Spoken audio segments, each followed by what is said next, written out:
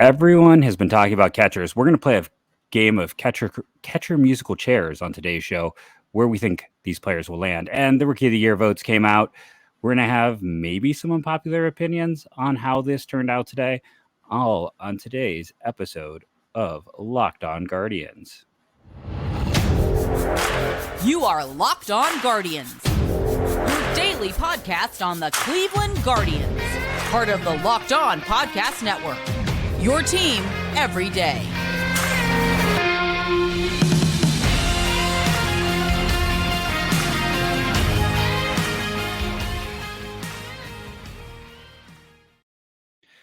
Hello, everyone, and welcome to Locked On Guardians. I'm one of your two co-hosts here, Jeff Ellis. I want to thank you for making Locked On Guardians your first listen today and every day, wherever it is you get podcasts. And then I also, before this, I was a lead draft and prospect analyst at Scout 24/7. And before that, I wrote for many a Cleveland sports blog. I don't know if I want to say rise to prominence, but I was mostly known back in the day for my draft coverage. Justin, how do they know you? Hopefully for all good things, none of the bad rumors out there. There's so many rumors going on out there right now. I hope none of them are ever about me. Never want to be the subject of anything on Twitter, right? Or it used to be what everyone ended up on Deadspin, but Deadspin's kind of dead now, so I guess that doesn't exist. But I've never ended up there. But I have written at Guardians Baseball Insider, where I'm currently the managing editor, as well as freelancing at the Willoughby News Herald and the Lorain Morning Journal up here in the greater Cleveland area, and so many Cleveland baseball blogs that still exist and still do fantastic work to this day, even without me, which shows how great of a contribution I made, right? Well, I think you make a great contribution to this podcast, as do our listeners, does everyone. I'm constantly seeing positive things about that. I do want to take a moment and thank Richie Cat, who gave us our most recent review on iTunes. That is 133 reviews over there. In terms of where we are, I want to do my push for YouTube right now. Listen, getting to 1,000 allows us to monetize. That's a big deal for a podcast like ours. We are sitting here at 858, so we need 142 more. So if you have not, please consider subscribing. So I'm going to switch now. Rookie of the Year voting. I was looking at the complete released list for this, and I want to make a few statements right now. One, the biggest homer in this whole thing is Vahey Gregorian for the Kansas City Star, who voted Bobby Witt Jr. second on their ballot for Rookie of the Year and did not have Adley Rutschman at all, or Stephen Kwan. His ballot, he should immediately lose his vote, went Julio Rodriguez, Bobby Witt, and then Jeremy Pena. That is the worst here. And if you were kind of curious, if you want to sharpen your knives, the other people who did not include Stephen Kwan, Ben Nicholson-Smith at Sportsnet, one of my favorite writers in all of baseball and nicest people I've met, Melissa Lockhart of The Athletic. I love her to death. Be nice to her. She is a very kind person. So, these other ones are fair game. Christy Reichen of the Associated Press, who is a Houston voter, but did not vote for Pena. I don't hate hers, and I'll explain that in a second. Allison Footer, for another Houston writer, left off Kwan. And I think, there's one more I know who did not get Kwan when I was going through. No, that's that. Oh, yeah. David Ginsburg, the Associated Press from Baltimore, who put. Not a great day for the Associated Press. No. But yeah, no, this guy from the Kansas City Star, I'm not familiar with. I don't even know if it's a guy. I should be honest. I don't know. Yeah, it's an old white dude. For 25 years, has been covering them. This is the worst ballot. No Rutschman, Witt 2, and then Pena 3. And like I said, I can understand sometimes some of these things, Christy Reichen.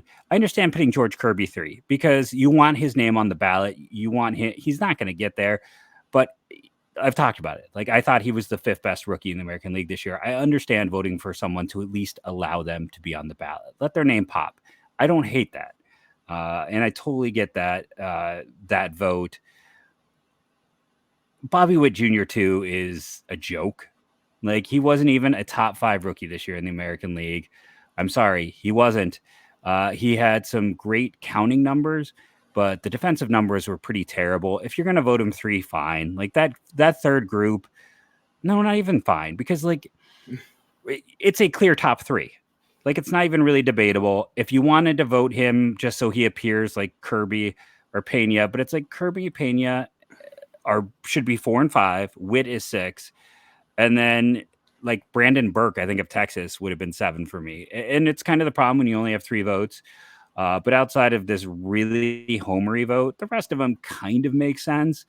But I mean, and if you're curious, the one person who did not vote for Adley Rutschman, or who voted for Adley Rutschman and not Julio Rodriguez, was also that Ben Nicholson-Smith of Sportsnet, who left off Kwan. So that's a weird ballot in general. But yeah, no, the Kansas City Star one is just going to make me ticked off all night, and I don't even care about awards for the most part. But look at Anthony Kastrovitz, who he's not Cleveland anymore, but he is considered the Cleveland affiliate. And Rodriguez, Rutschman, Kwan, like that's the way to go. Jason Beck of Detroit, that's the way to go. That is the correct one. David Lorela of Fangraphs, who's a Boston registered one, interesting enough. That's the way to go. It makes sense. And I understand if someone who wanted to get Kirby's name on the ballot, want to get Witt a vote or two, want to make sure Pena was on the ballot. But I mean, like I said, I'm just going to say it one more time. The Kansas City one is a joke. Justin, your take. Yeah, the Kansas City one is just straight up awful. The excuse me, the Ben Nicholson-Smith one, I can agree with a little bit. The Kwan thing, leaving Kwan off is weird.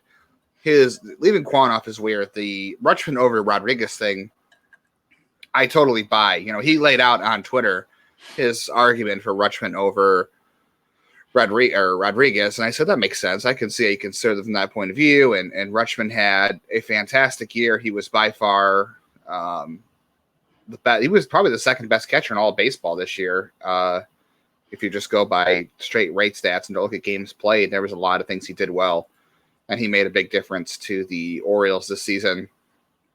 I'm surprised there were not more first place votes for Adley Rutschman.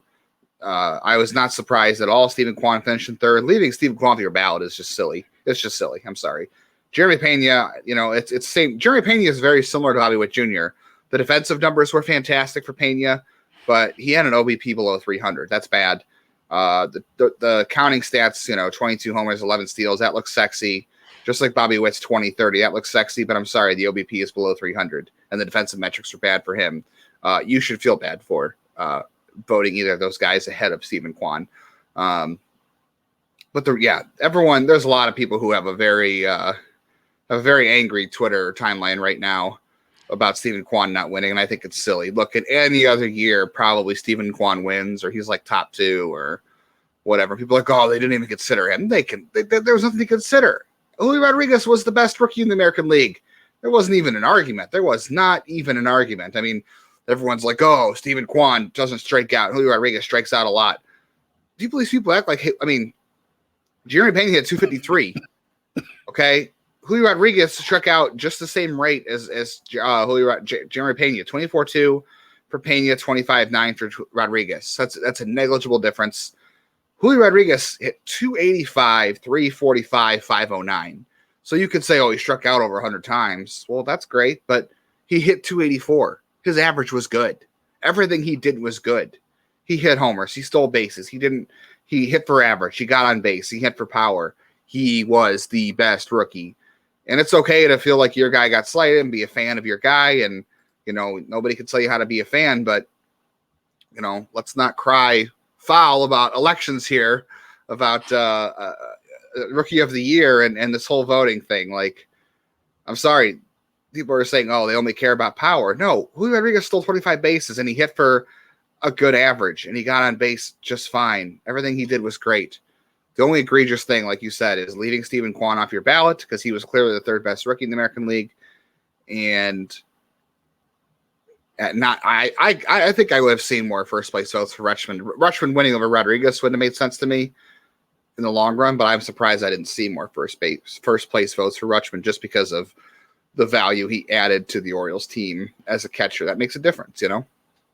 Yeah, just for some context, since 2000, the highest WAR amongst hitters. This is basically okay. I'm just gonna say the names because this tells you how far it goes back. Albert Pujols is on this list. Mike Trout had a 10.1 WAR in 12. Aaron Judge 8.7 in 17. Albert Pujols 7.2 in 01. Chris Bryant in 2015 had a 6.1. Ichiro in 01 had a 6. Evan Longoria had a 5.6 in 08. Seventh and eighth is a tie between Julio Rodriguez and Adley Rutschman. I love Stephen Kwan. Stephen Kwan wins the award 8 out of 10 times. Unfortunately, for him, he had a year with 2 of the 8 best offensive performers, American League or National League, in the last 22 years of baseball. Like that, he ran into a buzzsaw. We should clear one thing up too. Buzzsaw. We should clear one thing up. I saw a couple people on Twitter saying, well, now that Kwan doesn't finish in second, Cleveland doesn't lose an extra year of service time with him, but that's not how it works. Kwan was up from day one. He was never in AAA. They called him up on day one. He stayed up. So he got a full year of service time no matter what. So Adley Rutschman now was not up to start the year. I think he was, he was at point. Well, our Fangraph's already updated, but he was not at a full year of service time at the end of the year because of time missed because of injury. He is now at a full year because he finished in second place. Rodriguez was up from day one too. So, and the Mariners get a draft pick now. The Mariners get a draft pick for that, so that's good for them. So Cleveland, Kwan doesn't have 2 years of service time. He just has 1. That rule didn't apply to him. If he would have been down in April and won it, or whatever, he would have earned a year of service time, but he didn't. So clear that up. Yeah, I was just, so I think, because I didn't even look at the National League. So what's crazy though, is you look at the other side of it with Harris and Strider, they don't get draft picks with those players, Atlanta. And then Donovan. Harris, well, I guess it does. The Harris service time thing doesn't matter because he got a contract, so they avoided it. But they don't get any draft picks. And then the second, Rutschman also doesn't get compensation, but he does get the full service time because he technically wasn't up at the full time. And with Donovan and Strider, neither of them were top 100 prospects. So that's again kind of the crudiness about this because like Strider and Kwan, neither of them made lists, so they wouldn't have qualified. And then for the other teams, they just didn't promote them early enough. So it's unfortunate. Like a rookie of the year, I guess it's only for first place. The draft pick compensation it is if you have those lists. I didn't. Oh, and Spencer Strider has a contract with the Braves too, so they don't care about that either. But it would have been nice for the draft pick who doesn't want an extra first rounder immediately after the first round. I mean, that's what Seattle's getting. Right. Seattle is immediately one of the top 5 teams in next year's draft in terms of like value because they have 2 picks in the top 30 because the Mets, I believe, are getting dropped down 10 picks for going over slots. So the Mariners legitimately have 2 first rounders because they promoted Julio. The Mets are losing theirs because they went over the. Yeah, that's why they're dropping like 10 spots, I think, or maybe it's 15. I wonder if that second pick by the Mariners is tradable. That extra pick they got, they're picking what 33 basically now or 32. It might even be 31. Well, it would have been 31, but because the Mets pick dropping, isn't it 30? Oh, it could be 30. You're right. Okay, so I wonder if that pick is tradable. It's not a comp pick, but it's an extra pick. I wonder if it's tradable. I don't have an answer to that one. I would probably end up like checking and seeing Joe Doyle. Joe Doyle or Andrew Kinsman.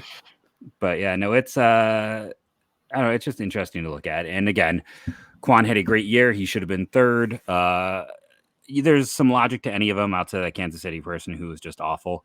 And then if he wasn't going up against, like I said, 2 of the 8 best seasons of the last 22 years. And that list is like, I mean, Evan Longoria is maybe the least successful because he hit an aging curve and injuries. Chris Bryant. I mean, these are the guys who are the worst performers on that list. So, it bodes well. And Kwan wasn't that far behind. But yeah, he should have been top 3. We've gone 15 minutes. So I'm going to call it here. We're going to come back and talk catcher musical chairs. And then just a little note on the Rule 5, because we know rosters need to be set by this time tomorrow's show. We'll be going in depth on who is making the roster for the Cleveland Guardians. But first, we're going to take a quick word from our sponsors, and those are our good friends over at Bet Online. There's the overlay. Listen, Bet Online has you covered. They have more props, odds, and lines than anyone. BetOnline is your number one source for sports betting info, stats, news, and analysis. Get the latest odds and trends for every professional and amateur league out there, from football to basketball to soccer and esports. We got it all at betonline.net. And if you love sports podcasts, Justin, I take over? I got to do something very quickly and then hop back in and do the ad. All right. Well, sports BetOnline is your place to look for all sports ads, all sports betting. I don't know what the odds were for Rookie of the Year, but I can tell you they probably had it pretty close. As Jeff always says, it's a very good informational site to find out just any kind of odds or just to see what's going on. Draft picks. Jeff, I was just saying Rookie of the Year. I don't know if they had Rookie of the Year odds on there, but it would have been a good place to go to for. Stephen Kwan was at one point like plus 10,000. Oh wow! Well, yeah. I mean, you could have made a lot of money, but it wasn't to be. But I was just going to say it's a good informational source to at least go to and see what everybody thinks. And BetOnline is where the game starts. Yep, they got you covered. Okay, we are back. Sorry about my running away. I'm solo parenting it tonight, and sometimes things pop up when you're recording live and can't pause. So, or live to tape, I guess they call it, right? Wasn't that what it was called back in the day? But might be before my time. Yeah. But let's do catcher musical chair. So I put together a list of the players I've heard the most rumors about for 9 of the players on the list who are either free agents in the rumor mill, or players who could potentially be. And then one player. I got through 9 names pretty easily, and I feel like I'm going to have a cough here.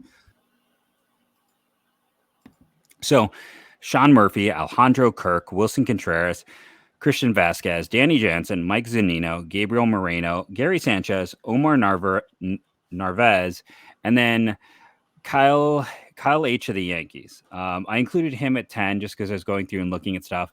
And there's talk that the Yankees are going to pursue Sean Murphy. They might pursue other options. If they want a catcher, even though, they got Trevino there still under contract who just won the Gold Glove, that it seems like Kyle H is on the way out. They're not going to hold 3 catchers and he just didn't hit well enough. The defensive metrics, listen, he's kind of like Austin Hedges of 3 years ago defensively. So unfortunately, he's also Austin Hedges with a bat. But we're just going to go through these names and kind of guess where we think these players are going to land. If there's a name I missed, yell at me. I made the list. My fault.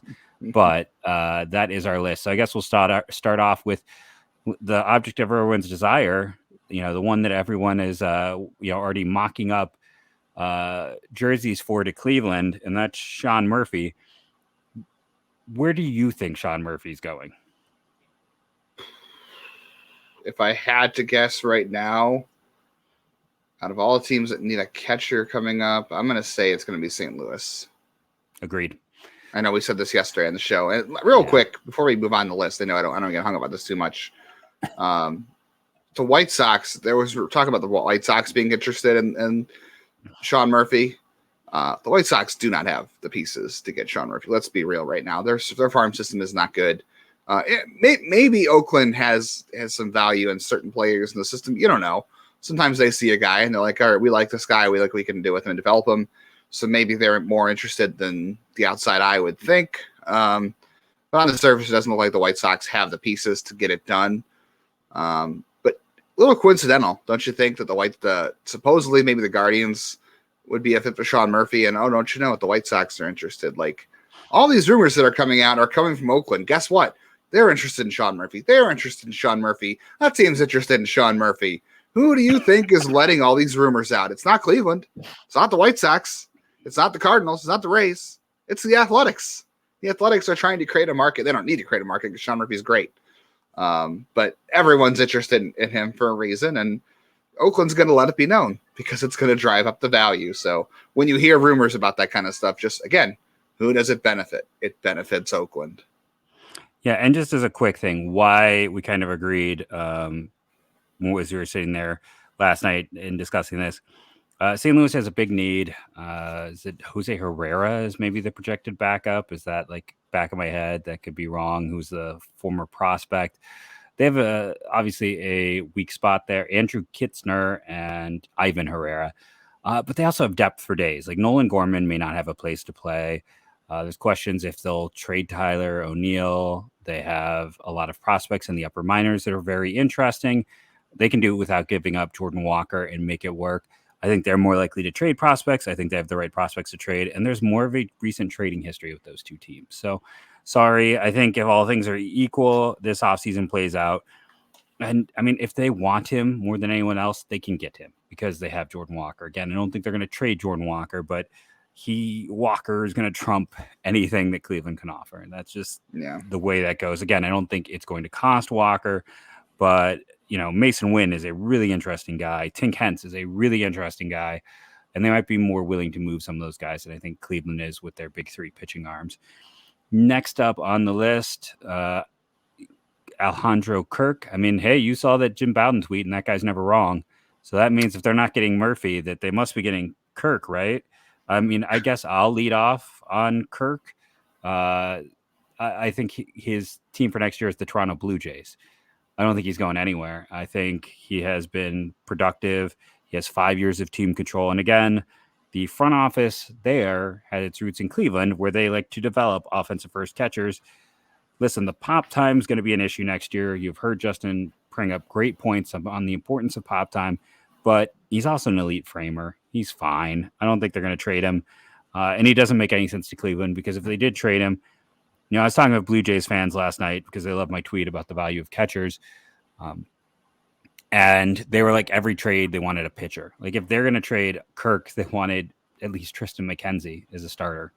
I saw one guy was like, maybe we could do Quantrell, and I can't remember who the secondary piece was, but it's a big ask. It doesn't make a lot of sense for either of those two teams to get it work. Oh, Stefan and Quantrell feels like a good starting package. But yeah, I think Kirk just stays home in this case. I think that they keep the sure bat, the silver slugger with good pop times. If Kirk does, Can I hedge my bet here a little bit? Can I? If Kirk does not end up staying with Toronto, he goes to the Astros. That's my bet. If he doesn't stay in Toronto, he goes to the Astros. Do they have the pieces? I think so. So my argument is this: the Blue Jays want pitching. I think the Astros have some pitching to trade, especially at the big league level. We know Toronto's not interested in a lot of minor league pieces. They want pitching help that's going to help them as soon as this year. I think that the Astros have some to spare. I know that they not want to tap into their depth, but they need a catcher. Corey Lee's not good. Yainer Diaz isn't a catcher. Martin Maldonado can't hit. They need a catcher.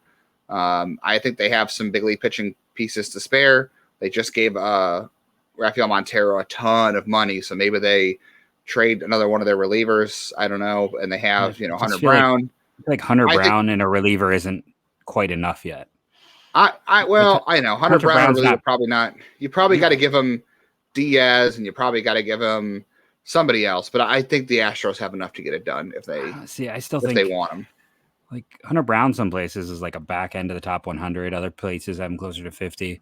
I think depends on what the Blue Jays value. I'm just saying if he doesn't go, if it doesn't leave, doesn't stay with the Blue Jays, I'm saying the Astros. That to me is the most obvious fit if he doesn't stay in Toronto. Fair enough. I would think if he doesn't stay in Toronto, just kind of looking, I would see the Rays. 5 years of team control. They've taken guys like Mejia and other guys who are a liability. The framing data is there, and they definitely have the pieces to go out and get him. And he doesn't cost a lot of salary. But would they trade in division? Yeah. Imagine Kirk for Glass now. I mean, I think that deal works, but it's very risky for the.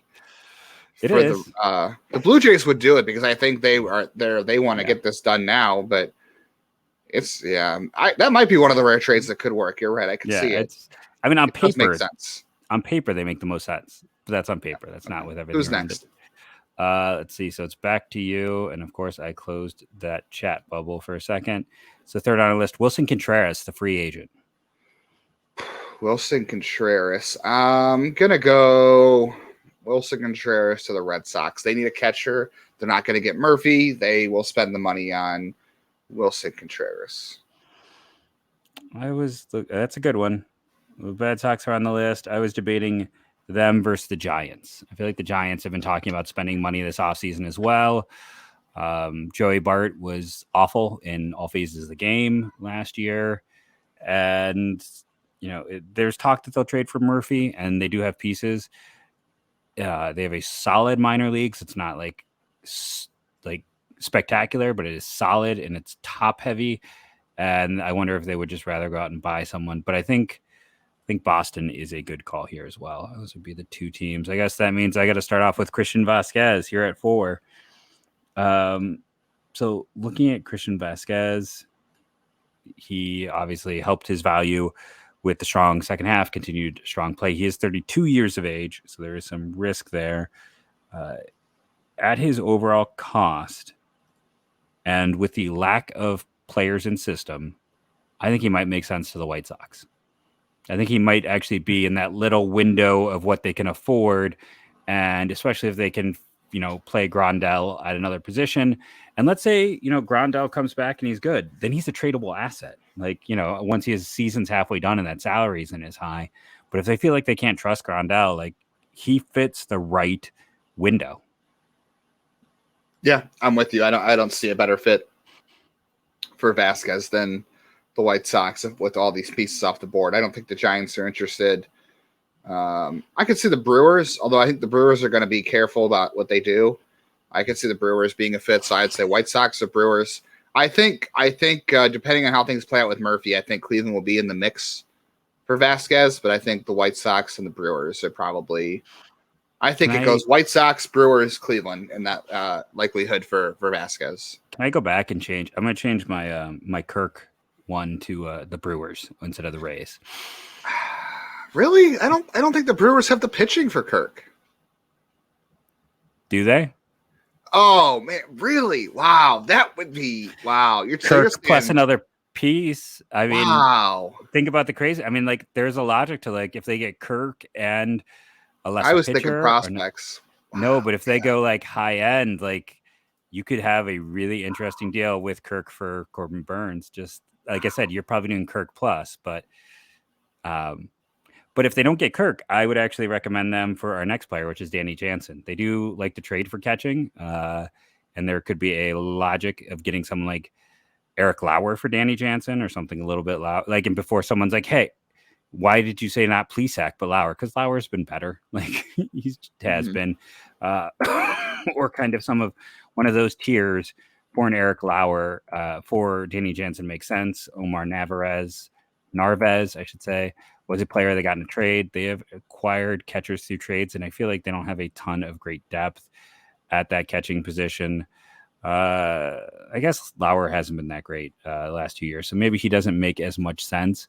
But, I mean, they still have days and days of pitching for a trade to make sense for kind of a lesser deal for Danny Jansen. I could see Jansen and the Brewers for sure. I don't think Jansen and the White Sox won't make sense to me. I'm sorry, I'm still mind blown by your Brewers Blue Jays trade. That just completely flipped my brain upside down. It makes sense. I didn't think about it from that perspective of things. It blew my mind. So yeah, I could see Jansen. I could see Kirk to the Brewers. I could see Jansen to the Brewers. So I could see Jansen even to the Giants. So A lot of good fits. Jansen to the Giants makes sense. Yeah, no, agreed. I mean, heck, Jansen to the Yankees makes sense because they have the pieces to make that trade. Oh, yeah, you're right. Again, I'm thinking on paper. I'm thinking fit, not, that one's not happening. No, that one doesn't make any sense at all. Astros, I think, could make sense. Again, in terms of like if they can't get the higher one. And then again, I think, well, that's the problem. Like the Rays on paper make sense, probably don't make sense in the real world. A name that wasn't on our list who I think could make sense is Arizona, who has a lot of like, Merrill Kelly and another piece for Danny Jansen. First, Merrill Kelly was a top 25 pitcher in baseball last year. We're going to take a break here, and then we're going to come back and hit the rest of this list. I know people are already like, you haven't mentioned the Guardians yet. We'll probably get there on this list. I think right now the issue is the Guardians are kind of a runner-up position, but we'll come back and talk about that on today's Locked On Guardians. And we are back. So when I say a runner-up position, I mean more like they're kind of in the running for a bunch of these guys. And then, if a team decides, hey, if Milwaukee decides like, no, Victor Caratini is good enough, we just need like a lower end guy, then all of a sudden you remove them and Cleveland's in the running for one of these, other players. Or maybe Danny Jansen goes to another spot and it opens up, Christian Vasquez. Maybe Jansen goes to the White Sox again. We talked about maybe not the perfect fit there, but then it opens up Vasquez type of deal for Cleveland. But having said that, going back to the list, why don't you lead us off with Mike Zunino? Ooh, Mike Zunino's a tough one. All right, so who else needs a catcher next season? Who have I not given a catcher to? Or if we're still doing this on making sense, I don't know. We got what? Yankees, Cubs. See, I think if the Yankees don't get a big fish, they're going to just stick with Trevino. I don't see why not. So, I could see Zunino to the Cubs. That could make some sense for them. Although they have Yan Gomes, I think they're pretty good with that. So maybe they'll go for a lesser name. I don't know what Nino's going to get. Did he have like that thoracic outlet or? Yeah, I believe it was thoracic outlet, which is, obviously very unusual for the catcher position. I don't think anyone's going to like my answer, but I'm going to say Mike Zunino to Cleveland. That's what I'm going to say. And if you look at him a year ago, his framing was 94th percentile. His barrel percentage was 100th percentile. He had the most barrels of any player in baseball in 2021 when healthy. Now his K percentage and whiff percentage were first percentile. So he was definitely but his pop time to second base, 89th percentile. So you're talking about elite at the defensive end of things. So if he rebounds and is healthy, he is a right-handed power bat who is an elite defender. Imagine if like Austin Hedges had 20 home run power. Like that would be acceptable, wouldn't it? Am I wrong? Like people shouldn't hate it if it happens. Yeah, a year ago, Mike Zunino had 33 homers and had a 134 weighted runs created plus. Could you imagine 33 homers from Austin Hedges a year ago, or to this year? That would have been a game changer. And I'm not saying he has to hit the middle lineup, but Mike Zunino has been a long-time gifted defender in the majors. He never ended up being the star people thought he was going to be because of the strikeout rate and the contact issues, but he is a 25 home run hitter who is one of the best defensive catchers in baseball. And I'm pretty sure he's got pretty good reviews around baseball in terms of like clubhouse, makeup, character, all that kind of stuff. So, I'm going to say Mike Zunino. I don't know. People aren't going to be happy about that, but I'm going to say Mike Zunino to Cleveland. No, and if they're not happy, it's because they're not paying attention. That's my general view on that. Because again, he is a right-handed power bat with elite. Like I can tell you, having gone through the data, trying to find guys who have both elite pop and elite framing. There's like 3 of them. One Sean Murphy. So it's a pretty hard combination to find in general. But to go to mine, I haven't given Houston one, so I think he makes sense to Houston if he is still on the board at this point. Next up on our list is Gabriel Moreno, who was great for Toronto in short period, has been considered maybe the best catching prospect in baseball the past few years. You let us off, so it's my turn. Here's my hot take. Moreno and Kirk are what Naylor and Murphy would be in Cleveland. Like, you can find ways to play them both. I think he also stays. I don't think they're trading him. I just don't see the value in it. And I think you find ways to play them both, and you can find ways to play them both. So I think Jansen gets traded and they keep the other two. I mean, Jansen got like 200 at bats as a pure backup these past few years. I'm sure they can find more to do with Moreno. Yeah, I'm going to say Moreno stays with Toronto as well. I'm with you. I think the odds are they trade one of Moreno or Kirk, and they keep Jansen as the backup to one of those two. I mean, you're right. Yeah, Moreno and Kirk would be an interesting 1-2 tandem. But yeah, I'll say that Moreno stays. He probably has the most value, but I think they can still get a lot for the other two if they decide to move either one of them. So I'll say Moreno stays. So we got boring there. Okay, here's the funny thing too. Number 8 is Gary Sanchez. I feel like more fans would be happy with Gary Sanchez than Mike Zunino, even though I know I agree. Like Sanchez is a bad defender who doesn't actually have as much power as Zunino. But am I wrong in my assessment? And where do we think Sanchez ends up? Okay, if you think Gary Sanchez makes sense for Cleveland, did anybody watch what happened in that final series when Minnesota came to Cleveland, that 5-game series that was very crucial? He gave them a game by himself with those pass balls or the wild pitches. I mean, the only reason Cleveland won that game was because of Gary Sanchez and Ahmed Rosario. Did I already give the White Sox a catcher?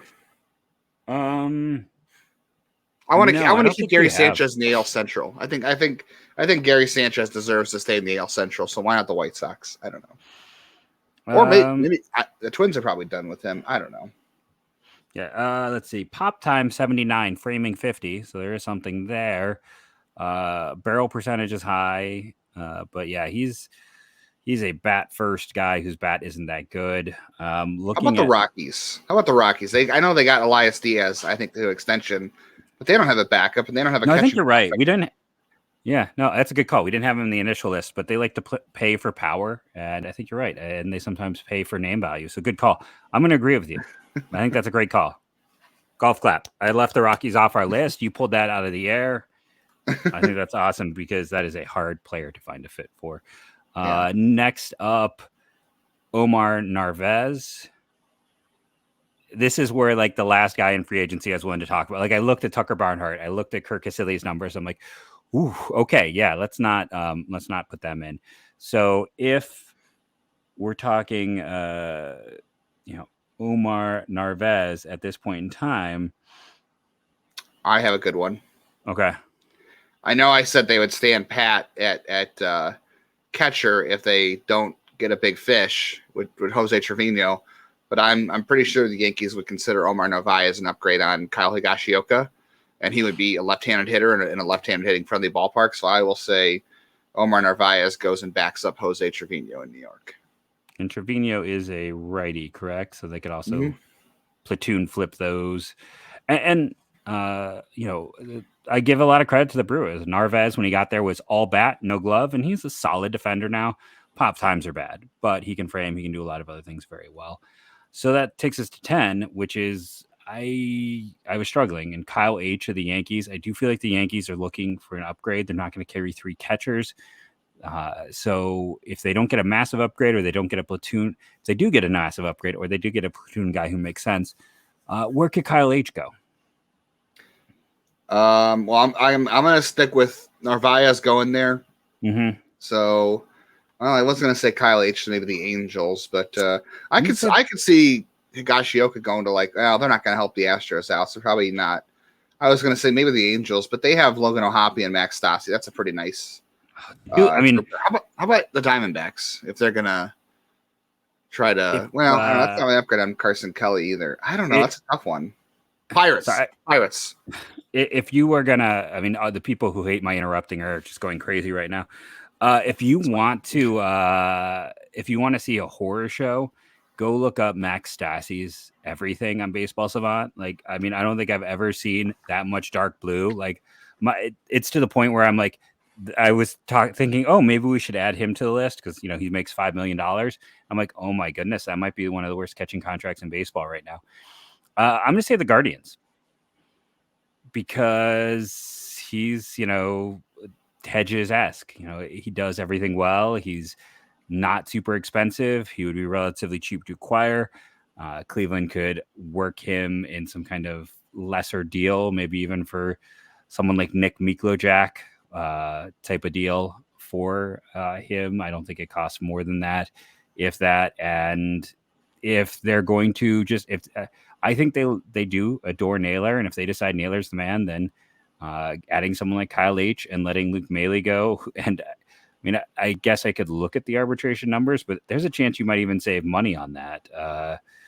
I don't know if he is arbitration eligible or not, but I feel like, he's probably making under $1 million, right? Let's see. He is arbitration eligible for the first time this year. So yeah, he's going to be cheaper. Yeah. All right. Well, that's good for the catcher. We didn't even talk about Hedges or Roberto Perez or anything like that. Perez, I think, ends up being a minor league deal to somebody, but Hedges, I don't know where he ends up. But should we give a quick Rule 5 update for tomorrow? Yeah, we should. Oh no, Kyle H is going to be $1.7 million. I was wrong there, so he's kind of valued. Hedges to the Pirates, and Roberto Perez to the emergency room because he's made of tissue paper. He's not going to last. Now, Rule 5 is tomorrow. We're going to go very in depth. This is going to be the podcast to listen to if you're curious about who was added, who was not. Here's my hot take. There is going to be a trade tomorrow, a minor one, more than likely, probably involving the Tampa Bay Rays, but there will be very likely another trade tomorrow. Probably a little bit more significance, as much as I love Jose Fermin than that deal. But yeah, definitely will be something to watch. We had the same top 5 of Angel Martinez, Tim Herron, David Fry, Joey Cantillo, and Miklojak. Right. So those are the guys. And essentially Cantillo and Martinez are the only must adds and are the only guys who really feel are kind of must adds. And Martinez is the only true must add. So yeah, I'll be curious to see. What are your thoughts? I think for sure, I do believe that Cantillo will be added. Martinez will be added. They'll have to create 2 spots. I think they'll create a 3rd spot. And you're right. I foresee a small trade tomorrow. And I see that I could even see them trading somebody on the 40-man roster to make a space too. So yeah, there'll be some activity tomorrow or today as you're probably listening to this. If you're not listening to the YouTube version, and hey, if you're listening to the audio version and you would like to listen to this before anybody else, you should subscribe to our YouTube, because those are the people who get to hear this first before you get the audio version. So if you want to be the first to listen and know, subscribe to our YouTube. And I do want to take a second and give Justin some credit here. He probably doesn't want to say it on the air. Why don't make that face? You make it think like I never give you credit. People probably think I like keep you in a corner of my basement and make you do this show based on some of the comments on YouTube. But I like your idea that Richie Palacios, who I do love, but I think he's very much a player who makes sense as one of those 40-man roster trade types tomorrow. And that's from your mouth as an idea. And I think that's very logical. And something that makes sense is he doesn't have a great home here, but there could be a team who views, listen, I mean, Fangraphs last year talked about him as a plus potential bat, like not necessarily power, but what he does is like a future potential DH. So there's teams out there who could value him. So I think that was a smart off-air comment you made that I wanted to point out. I didn't even know I was getting credit for him. Like, what did I do to even deserve any credit? Not that you don't ever give me credit for anything. I was just like surprised that I said something that was deserving of it. So thank you. No, like I said, it just most of the comments are very positive, but there is definitely a subset that think I'm oppressing you on this show. So just want to make sure that they didn't view that. Listen, people have also been saying, and I didn't get to comments yesterday because I forgot, because such is life. But people say they love the long show, and this is a very long show today. So I hope you love it. Tomorrow we will be doing all of your Rule 5 questions. So after everything is declared, do we know the deadline on that? I think it's like 6 p.m. Eastern. Okay. So we'll have all the info. So if you're curious, again, it'll be on YouTube first. So check it there. And then you can also download and listen at home. Thank everyone who is doing anything that helps the show grow. It has been great. It's been fantastic. Last month was the biggest month ever by a significant margin. The month before that was previously the biggest month ever by a significant margin. listen, we're not going to top the playoffs, but we're having our greatest November ever. So thank you all. And the way we end every show before we hit 45 minutes. Go Guardians, go.